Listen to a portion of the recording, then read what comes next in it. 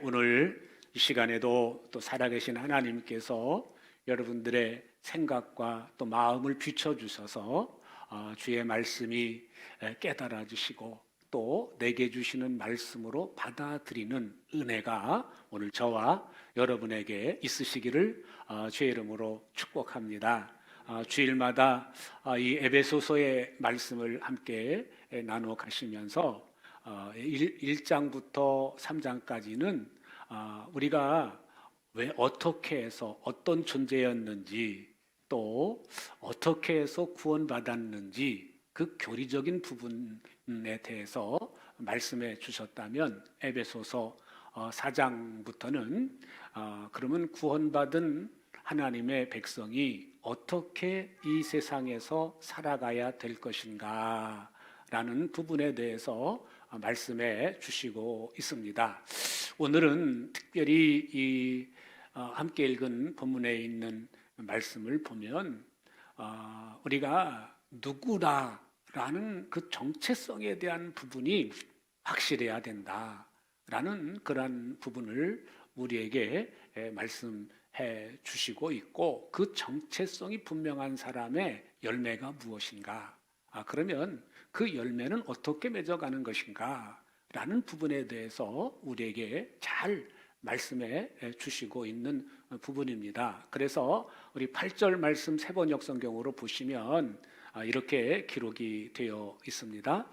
여러분이 전에는 어둠이었으나 지금은 주 안에서 빛입니다. 빛의 자녀답게 사십시오. 그래서 우리가 어떤 존재였었다는 것을 기억해야 됩니다. 내가 예수님을 알기 전에, 내가 예수님을 믿기 전에, 내가 예수님을 내 인생의 주인으로 모셔드리기 전에 우리는 어둠이었었다는 거. 어둠, 다시 어둠이나 빛은 상징적인 언어인데, 어둠 그러면 우리가 늘 알고 있는 거, 시기, 질투, 원망, 불평, 또 비난, 비판, 판단, 뭐 이런 것들이죠.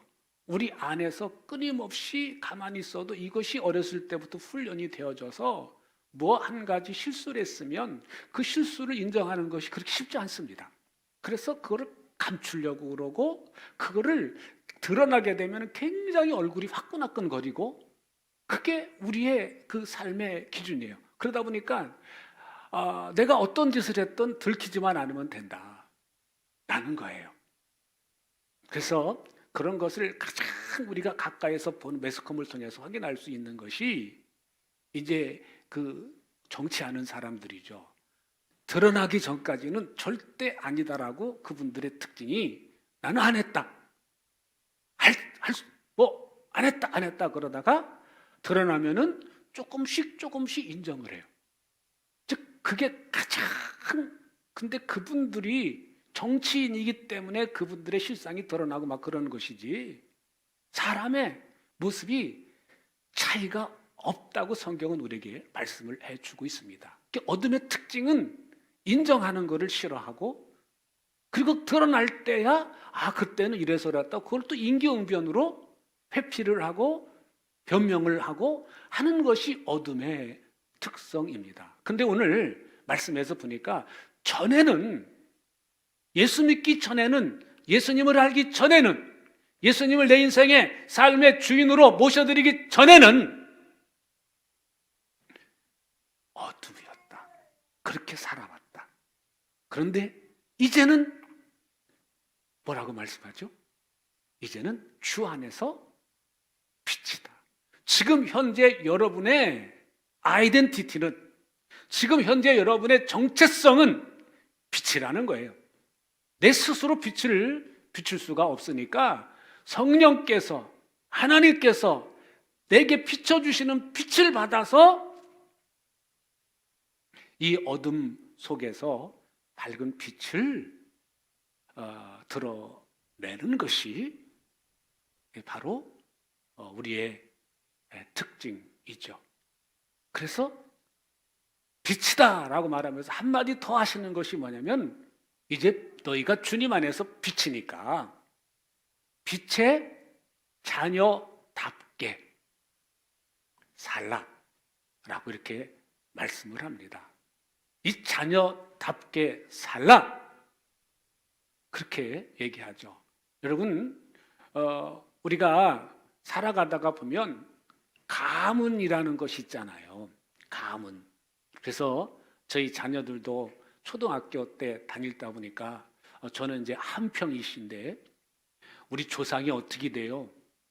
그래서 보니까 이제 이렇게 모이잖아요. 그러면 종친회 같은 데 모이면은 또 이제 저희는 장손이 아니니까 그 장손 중에서 거기 종친회 모임에 꼭 가는 분들이 있어요. 그럼 그 족보 이렇게 나와가지고 우리는 뭐 지금 현재 25대조, 26대조 아무개다. 26대조 조상은 어떤 분이셨다. 뭐 그때 뭐 어떤 장군이었다. 그러니까 저희 집안에서는 최고의 자리에 올라간 조상님들이 장군, 무관 그 정도더라고요. 그런 것들을 얘기해. 그래서 가문의 영광을 위해서 희생도 해야 되고 그 가문의 이름을 빛내기 위해서 뭐를 해야 되고 너는 가문이 이런 가문이니까 여기에 가문에 누가 되지 않도록 살아라 라고 이렇게 얘기를 하는 경우가 있습니다. 그래서 그 가문의 그 이름을 정말 독이 되게 하는 사람은 굉장한 정죄를 받고 또 왕따를 당하기도 합니다. 그런데 우리가 이 세상 속에서도 어떤 집안의 가풍, 그것이 그 집안의 정체성이죠. 근데 그것이 굉장히 소중하게 여기고 삽니다. 그렇다면 내가 한 집안의 일원으로서 내 집안의 어떤 그 역할을 굉장히 중요하게 여긴다면 오늘 저와 여러분들은 더 넓게 나가면 예수님 안에 맺어진 하나의 공동체입니다. 예수님이 머리 되시고 우리는 그 지체를 하나하나 만들어가는 그 지체 중에 하나인 것이죠. 그러면 내가 예수님의 그 지체 중에 하나로서 역할을 해야 되는데 그게 자녀답게 사는 거라는 거예요. 너는 아버지 아들답게 엄마의 아들답게 살아라 라고 말할 땐 너희 엄마는 너희 아빠는 이렇게 살지 않았다. 너 근데 왜 이렇게 사느냐? 그 말이 그 속에 담겨져 있죠. 그렇다면 오늘 우리가 우리의 정체성이 분명하지 않으면 우리는 일상 속에 살아가면서 술에 술 탄 듯 물에 물 탄 듯 그렇게 살아갈 수밖에 없어요. 어느 쪽에 가면 그쪽에 끌려가고 이쪽에 가면 이쪽에 끌려가고. 여러분 그런 사람들은요 이 세상에서 살면서 사는 것이 쉽지가 않죠. 나에 대한 정체성이 분명하지 않으면 사는 것이 어려워요. 그 사람은 이용당하기가 쉬운 삶이에요. 사람들 가운데서도 내가 성격이 분명하고 확실하면은 그것을 건드리질 않습니다. 어느 선까지. 그런데 이래도 좋고 저래도 좋으면 그거를 그 사람의 그 약점을 알아서 이용을 해먹게 되죠. 그러면 우리 믿는 사람들의 정체성은 도대체 뭐냐? 하나님의 자녀라는 거예요. 오늘 우리는 하나님의 자녀다. 너희는 하나님의 백성이다. 하나님의 자녀다. 하나님은 빛이신데 너희는 하나님의 빛을 받아서 이 세상에서 하나님 자녀답게 사는 것이 정상이다. 이거를 우리에게 말씀해 주시고 있습니다. 이어서 다음 절에 보시면 그럼 이 빛의 자녀에 맺어지는 열매가 뭐냐? 같이 한번 읽겠습니다.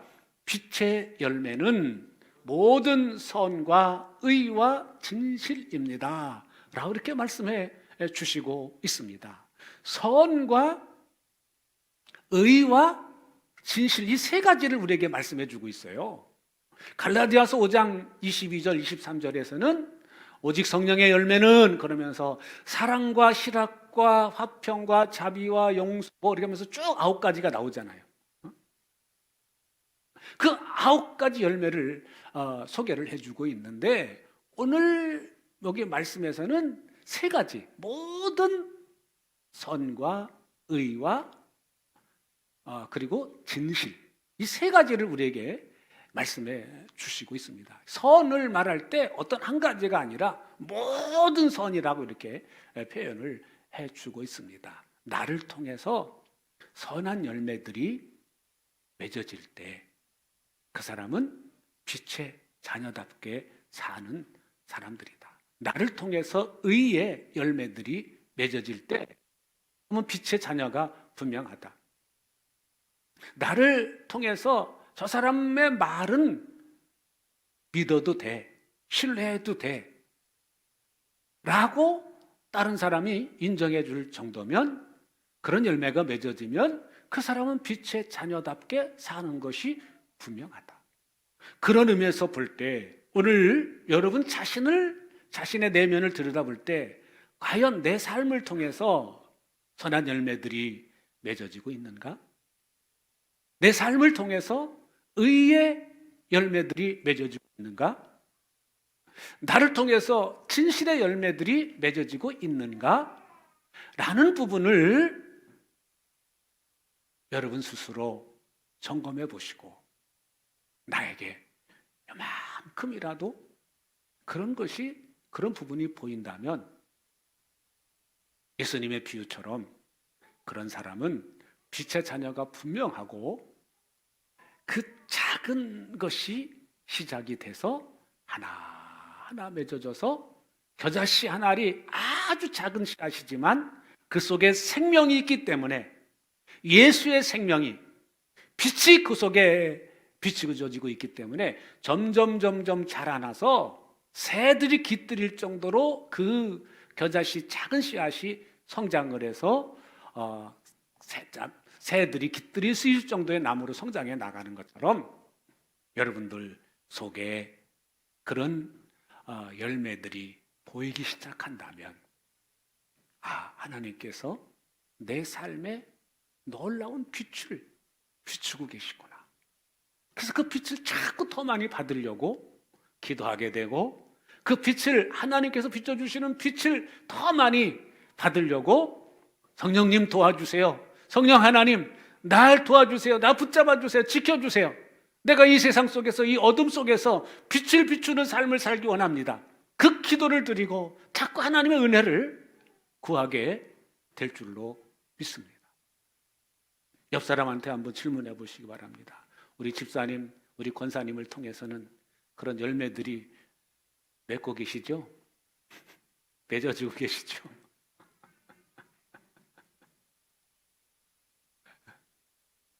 할렐루야. 그런 열매들이 작게서부터 맺어지기 시작하고, 그 맺어짐 때문에 여러분들이 더 환해지고 밝아지고, 그래서 이렇게 사니까 내가 행복하구나, 이렇게 사니까 내 마음이 즐겁구나, 그런 것이 깨달아지면 더 그 맛을 알게 되면 그 맛을 더 보기 위해서 주님 앞으로 더 가까이 가게 되실 줄로 믿습니다. 이어서 다음 절을 한번 보시겠습니다. 10절, 주님께서 기뻐하시는 일이 무엇인지를 분별하십시오. 그러면 어떻게 하면 이 열매들을 맺어지게 할까라는 그 첫 번째로 10절에서 우리에게 말씀해 주는 것이 분별을 하래요. 여러분, 누군가를 좋아하면은요, 그 사람이 좋아하는 것이 뭘까 생각하게 됩니다. 여기 이제 지금 아기 소리가 나니까 기분이 좋으시죠? 근데 이 아이가 내 아이라고 생각한다면 이 아이를 이렇게 그 양육을 하는데 많은 땀과 수고가 들어가야 되는데, 내가 이 아이한테 땀을, 또 수고를, 그리고 온 힘을 기울여서 그 아이한테 그 좀 투자 용어로 따지면 투자를 하는 이유는 거기에 뭐가 들어가 있습니까? 사랑이라고 하는 것이 그 속에 들어가 있습니다. 여러분, 그 사랑이라는 것이 안 들어가면 어떻게 될까요? 아이는요, 귀찮은 존재가 됩니다. 요즘에 매스컴에 참 나오는 거 있잖아요. 그 꼬마 아이가 밥 달라고 그랬다고 잠자는데 밥 달라고 그랬다고 성질 나가지고 막 두드려 패서 아이를 죽게 한 내용이 신문에 났지 않습니까? 자기가 배 아파서 난 아이인데도 불구하고 그 아이한테 사랑하는 마음이 들어가지 않으니까 그 아이가 내 인생을 막는 존재가 되고 나한테 장애물인 것이고, 그렇게 생각하니까 그 아이를 볼 때마다 미우니까 두드려 패고, 그리고 결국은 자기 성질을 이기지 못해서 잠 깨웠다고 배고파서 밥 달라는 아이한테 그냥 심하게 때려서 죽게 하고, 그 아이를, 죽은 아이를 보고 그때서 후회하고 막 병원으로 뛰어왔지만 이미 숨이 멈춘 상태이기에 더 이상 그 아이를 볼 수 없는 그런 상황이 돼버리고 말았습니다. 여러분, 살아있을 때 우리에게 기회가 있습니다. 우리가 육신의 장막에 머물러 있을 때 자녀답게 살 수 있는 기회가 있는 거예요. 우리가 이렇게 주일마다 모여서 예배하는 이유가 뭘까요? 구약 성경에 보면은 유난히 많이 나오는 단어가 있는데 기억하라라는 그런 단어입니다. 여러분, 우리가 하나님의 사랑, 하나님의 은혜, 하나님께서 내게 베풀어 주신 그 사랑, 내게 베풀어 주신 그 은혜를 잊어버리지 않기 위해서 우리 같이 모여서 함께 연합으로 예배 드리는 거죠. 그리고 내가 집에 돌아가서, 일터에 돌아가서 자녀는 어떻게 살아야 되는가를 내 삶 속에서 보여주는 것이, 그게 진짜 예배입니다. 우리는 예배당에 모여서 드리는 예배가 예배고, 가정에서, 일터에서 사는 것은 예배가 아니라고 생각을 하시지만, 그런데 실상은 진짜 예배는 내 가정에, 내 일터에 내가 어떻게 살아가느냐, 빛의 자녀답게 살 때, 그게 예배인 것입니다. 새롭게 소서에 나오는 그 어떤 분의 간증을 들어보니까 어린 아이를 입양하는 경우도 있고 대신 맡아서 어느 약속한 기간 동안에 길러주는 그런 제도가 있더라고요. 그러니까 임시 보호를 해주는 것이죠. 근데 그 자매 한 분이 제주도에 사는데, 그 남편도 크리스찬이니까 아이들이 이제 그 당시 뭐 중학생, 대학생 막 그렇게 됐을 때인데, 그 의논을 해서 그 이제 교육도 받고 그러는 가운데 이제 그 도움의 연락이 온 거예요.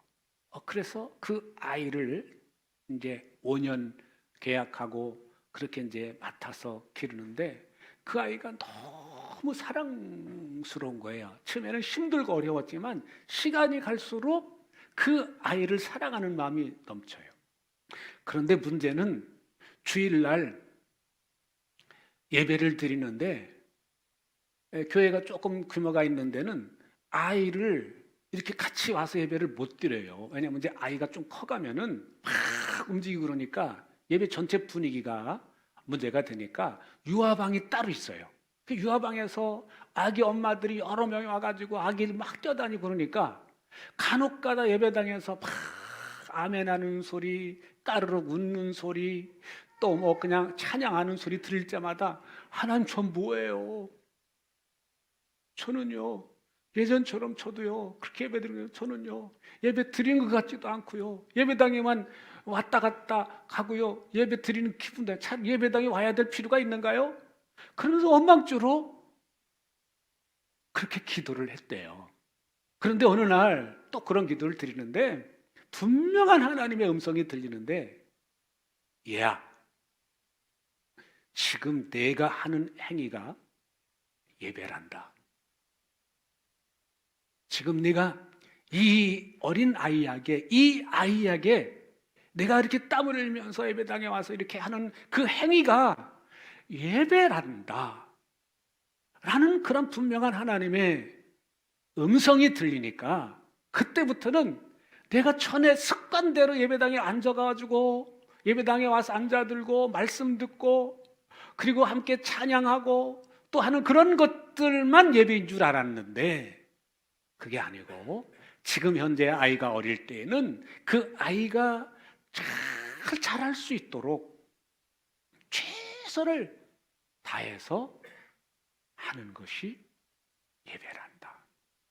그 응답을 받고 나서는 그 아이가 그렇게 자기가 전에처럼 그 어떤 그 저기가 있는 거죠. 그래서 그때부터는 그런 생각을 하지 않고 늘 기쁨 가운데 즐거움 가운데 자기가 아이를 최선을 다해서 보았다라고 하는 그런 얘기를 들었습니다. 여러분 우리가 삶 속에서 내가 어떻게 사는가가 참으로 중요한데 자녀답게 사는 거예요. 자녀답게. 그래서 자녀답게 사는 것이 뭐냐? 일단은 내가 사랑하는 그 주님을 기쁘시게 해 드리려면 내가 어떻게 할까? 라는 것이 굉장히 중요합니다. 여러분 분별할 수 있기를 주의 이름으로 축복합니다. 어떻게 하면 내가 주님을 기쁘시게 해드릴까? 라고 분별하시고 그래서 그렇게 신앙생활을 하시면 내가 점점 정말 저 사람 보니까 나도 예수 믿고 싶다. 저분 보니까 하나님 살아 계신 것 같다. 이게 틀려진다면 나는 정말 자녀답게 사는 것인 줄로 믿습니다. 우리 다음 절 함께 보십니다. 여러분은 열매 없는 어둠의 일에 끼어들지 말고 오히려 그것을 폭로하십시오 라고 이렇게 말씀을 합니다. 열매 있는 어두운 일에 같이 가서 막 그러지 말고 거기서 어울리지 말고 그거를 자꾸 드러내라는 거예요. 근데 우리는요 사실은 내 약점을 감추기를 원해요? 드러내기를 원해요? 보통 대부분은요 우리 습관대로 내 약점 드러내는 거는 안 좋아합니다. 그 약점이 드러날 경우는 내가 실수해서 드러냈으면 그건 그래도 좀 덜한데 누군가가 내 약점을 들춰내면은 그 들춰낸 사람이 좋아 보여요? 안 좋아 보여요? 안 좋습니다. 기분이 나쁩니다. 내 약점을 자꾸 이렇게 드러내는 사람하고는 같이 상종하기가 싫어요. 그게 보통 우리의 모습입니다. 그런데 오늘 말씀에서는 다른 얘기를 해요. 드러내래요. 드러내라요. 왜 드러내야 되느냐? 다음 절 보시면 이렇게 말씀을 합니다. 그들이 은밀히 하는 일들은 말하기조차 부끄러운 일입니다. 부끄러운 일이랍니다. 근데 13절 보시면 빛으로 말미암아 폭로되는 모든 것은 드러나게 됩니다. 그러니까 빛으로 말미암아 이렇게 폭로되는 모든 것들은 다 드러나게 되는데 마지막 절 14절 보시면 이렇게 나오죠. 드러나는 것은 다 빛입니다. 이게 웬 말입니까? 폭로해라고 말씀하시고 다 드러날 수밖에 없다고 말씀하시면서 드러나는 것은 다 빛이래요. 아니, 내 약점을 이렇게 드러냈는데 그 빛이 될 수 있어요? 우리 기본적인 상식으로는 이해가 잘 안 되는 부분이기도 하지만 우리가 좀 바꿔서 생각하면 성경 하나하나를 읽다가 보면 성경엔 왜 성경이냐? 창세기부터 요한계시록까지 나오는 부분을 보면은 그 창세기에 보면은 유다가 자기 아들을 낳아서 결혼을 시켰는데 첫째 아들이 죽어요. 근데 그 당시의 문화는 첫째가 아들을 낳지 못하고 죽으면 둘째 아들이 그 며느리와 함께 동침을 해서 아들을 낳으면 그 아들의 호적을 첫째 아들의 이름으로 올려요. 근데 유다가 그렇게 해서 첫째를 결혼했는데 첫째가 그냥 죽었어요. 그래서 둘째랑 다시 이제 살게 해서 첫째 이름을 이으려고 보니까 둘째도 죽었어요. 그러니까 유다의 마음이 확 두려움이 임해서 너 너 집에 가 있어라. 아직 셋째 막내는 나이가 어리니까 좀 큰 다음에 내가 너한테 맺어주겠다. 그러고 갔는데 이 아이가 성장했는데도 같이 맺어줄 생각을 하지를 않습니다. 그러고 난 다음에 유다 아내가 죽고 그리고 어느 날 이렇게 그 며느리가 있는 근처 동네에 온다고 하는 소문을 이 며느리 다말이 듣습니다. 그리고 다말이 한 일이 뭐예요? 얼굴을 가리고 그리고 그 당시에 그 창녀의 옷을 입고 그리고 거리에서 앉아 있습니다. 그 유다가 그 며느리인 줄 모르고 대가를 지불하기로 하고 그 며느리랑 잠자리를 해요. 이 다말이 임신을 하게 됐을 때 그 소식을 듣고 며느리를 죽이라고 공개 처형하라고 그랬을 때 그 시아버지랑 잠자리 했을 때 표식으로 받은 지팡이와 도장을 이 주인이 내게 임신하게 했습니다. 라고 그렇게 했을 때 그 시아버지 유다가 한 말이 그는 내가 실수했음을 인정을 하죠. 근데 그 이야기는 성경에 있었으면 좋겠어요? 여러분 같았으면 없었으면 좋겠어요? 며느리하고 시아버지랑 잠자리한 이야기가 나와요. 성경에는 그런 비슷한 실수한 이런 건 없었으면 좋겠다고 하는 내용들이 기록돼 있어요. 그럼에도 불구하고 하나님이 은혜를 주셔서 결국 유다 가문을 통해서 왕이 나오게 하시고 유다 족보를 통해서 메시아 예수님이 나오게 하시고 하는 그런 모습을 살펴보게 됩니다. 결국 이런 모습들을 볼 때 왜 성경에 이런 이야기들이 또 신약이든지 구약이든지 왜 반복해서 나오느냐? 실수는 부끄러운 것이지만 감추는 것은 더 안 좋은 것이다. 드러내는 것이 하나님 앞에서 밝히 드러내는 것이 그게 광명으로 나가는 길이다. 그거를 성경에서 우리에게 가르쳐 주시고 계십니다. 14절 나머지 함께 읽겠습니다. 그러므로 잠자는 사람아 일어나라. 죽은 사람 가운데서 일어나라. 그리스도께서 너를 환히 비추실 것이다 하는 말씀이 있습니다. 일어날수록 드러낼수록 주님께서 내 안에 비춰주시는 빛이 더 많아지게 된다. 그래서 더 많은 주님의 일을 감당할 수 있다라는 거예요. 사도 바울은 그거를 너무도 잘 알았습니다. 그래서 바울은 어디 가든지 자신의 과거 이야기를 하는 것을 부끄럽지 않게 생각합니다. 옛날에 자기가 어떤 사람이었다는 얘기를 어디 가서든지 간증을 통해서 얘기를 해요. 이런 나쁜 놈이었는데도 불구하고 하나님이 나를 이렇게 사용하고 계시다. 그거를 반복해서 이야기를 합니다. 여러분, 믿기 전에 가지고 있던 어두운 그런 열매들 주님 앞에서 또 공동체 앞에서 이야기하는 거, 드러내는 거 부끄럽게 여기지 않기를 주의 이름으로 축복합니다. 오늘 주신 말씀을 통해서 보면 드러낼 때 그 문제가 해결되고 드러낼 때 오히려 주님의 밝은 빛이 더 멋지게 더 많이 환하게 비춰진다고 말씀하십니다. 이 말씀을 여러분 가슴으로 받으시기를 하고 오늘 말씀의 제목처럼 빛의 자녀답게 사시는 저와 여러분 되시기를 주의 이름으로 축복합니다.